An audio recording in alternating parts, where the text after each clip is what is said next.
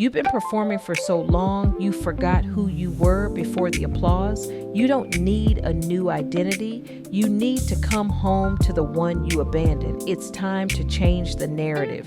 It's time to recognize who you are. You are not an imposter. You are not a mistake. You are not a placeholder in your own life. Do you really want to miss out on the version of you that was meant to show up in the world?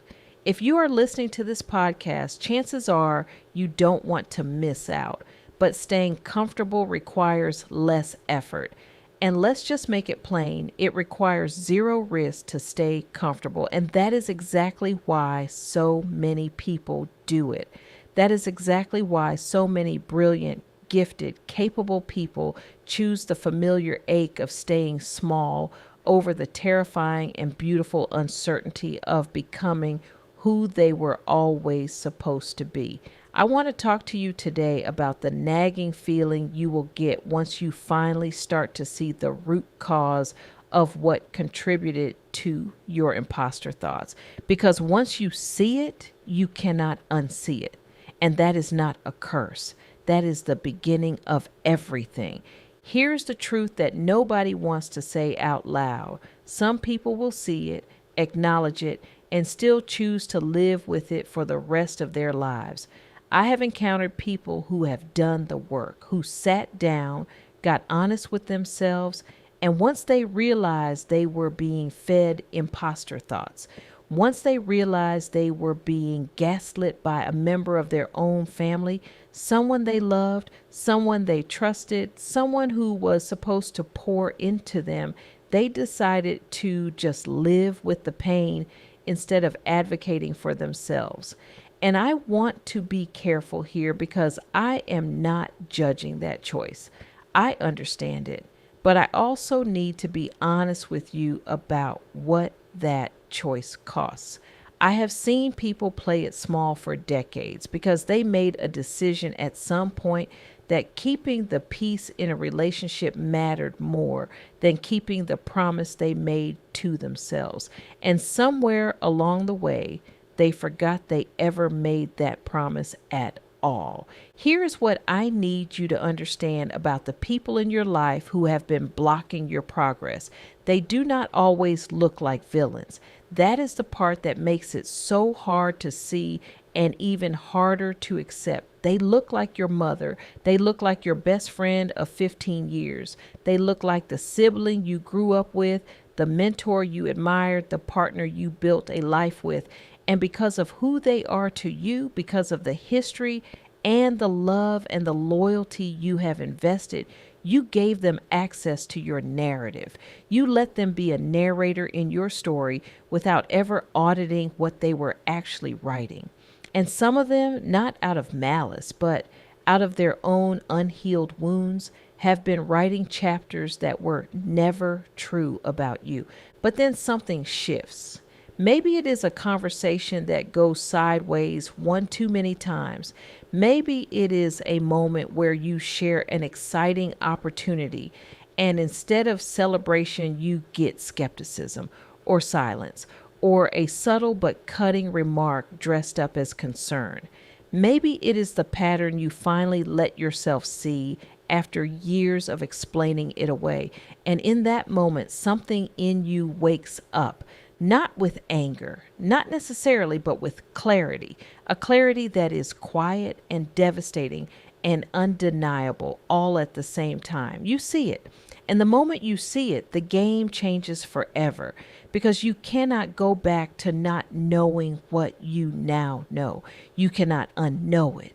You cannot unsee it. And that is exactly where the discomfort lives, in that space between what you now see and what you have not yet been willing to do about it. Because seeing the truth does not automatically give you the courage to respond to it. It just removes the excuse of ignorance. And now you are standing in front of a choice that is one of the most significant choices you will ever make in your life.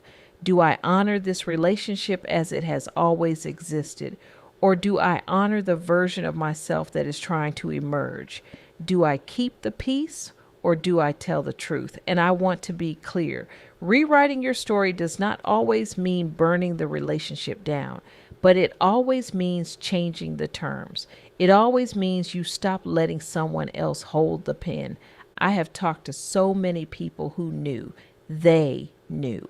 They could feel in their gut that something about a particular relationship was keeping them tethered to a smaller version of themselves.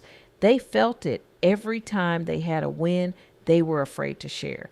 They felt it every time they censored their excitement or their ambition or their dreams because they already knew how it would be received. They felt it every time they left a conversation feeling less than they did when they walked into it. They knew, and they talked themselves out of what they knew because the alternative felt like loss. But here is what I want you to hear. Staying in a dynamic that diminishes you is also a loss. It is just a slower one, and it is costing you every single day. The people who block your progress are not always doing it consciously, and that might be the hardest thing to reconcile. Some of them genuinely believe they love you. Some of them genuinely believe they are being realistic when they poke holes in your vision. Some of them are so buried under their own ceilings that they cannot conceive of you living without one. Their limitations have become so normalized that they experience your ambition as a personal accusation. Your growth makes them uncomfortable, not because they want you to fail, but because your success forces them to confront their own stagnation. And rather than do that work themselves, it is easier, consciously or not, to keep you right there beside them, right where they can manage you, right where you do not outgrow the box they built for you. Rewriting your story means you decide today, not someday, that you are the author, not the supporting character in someone else's narrative, not the cautionary tale they reference at family gatherings, not the one who had all that potential but never quite got there. You are the author. And authors make choices about what stays in the story and what gets edited out. They make choices about which voices carry weight and which ones get thanked for their input and respectfully set aside. Rewriting your story is not about rewriting your past. You cannot do that, and I would never tell you otherwise. But it is absolutely about refusing to let your past be the only thing that writes your future. So, what does the work actually look like from here? It looks like getting radically honest about which relationships in your life are generative and which ones are extractive. It looks like paying attention to how you feel after spending time with certain people, not just in the moment, but the next day in the quiet. It looks like setting boundaries, not as punishment, but as protection of your becoming. It looks like finding spaces, communities, conversations, people where your growth is celebrated instead of suspected. It looks like choosing every single day to give more authority to your evidence than to someone else's opinion of your limits. And yes, sometimes it is hard and messy, and grief is absolutely part of it because you are allowed to grieve the version of a relationship you needed while still choosing yourself anyway. You did not come this far to stay here. And the version of you that is meant to show up in the world, the unedited, undiminished, fully expressed version of you is not somewhere off in the distance waiting for perfect conditions. That version is right here, right now, waiting for you to stop letting someone else's unfinished story interrupt yours. Once you see it, you cannot unsee it. And that clarity is not a burden. It is a gift.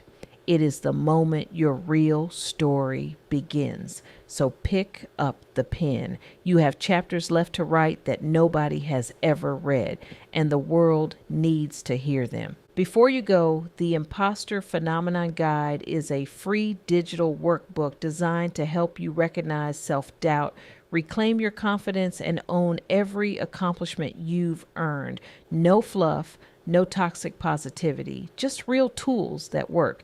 If you're on YouTube, it's pinned in the channel links as well. go grab it. It's waiting for you. It's time to change the narrative. It's time to rewrite your story. So take a breath, settle in, and let's begin the work of separating who you are from who you've been performing to be, because it's time to stop performing and start belonging. Welcome to the work. Welcome to the becoming. Welcome to Unmasking the Impostor. Thank you for listening to the Impostor Phenomenon podcast. If today's episode opened something in you, share it with someone who needs this conversation too. Make sure you're subscribed so you never miss an episode. And if you're ready to go deeper, get ready to join our community where we're doing the real work of reclaiming identity, rewriting narratives, and rebuilding belonging from the inside out. Remember, you are not an imposter. You are not a mistake. You are the author, and your story is far from finished.